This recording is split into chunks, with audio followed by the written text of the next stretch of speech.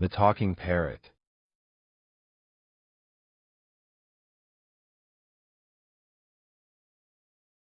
Liam loved visiting his grandmother.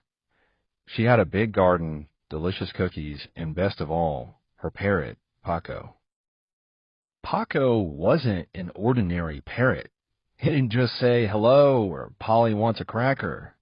He said strange things like, look under the chair. One day, Liam decided to listen. He looked under the chair and gasped. There was his grandmother's lost necklace. How did Paco know that? Liam asked. Grandma laughed. He's always watching. He notices everything. Curious, Liam decided to test Paco. Where's my missing sock? He asked. Paco flapped his wings and squawked, behind the curtain. Liam ran to the curtain and pulled it aside.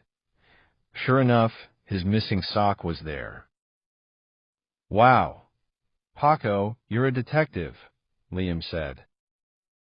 From that day on, Paco became Detective Paco, the smartest parrot in town. Liam and Grandma made a game of asking Paco where lost things were, and he almost always got it right.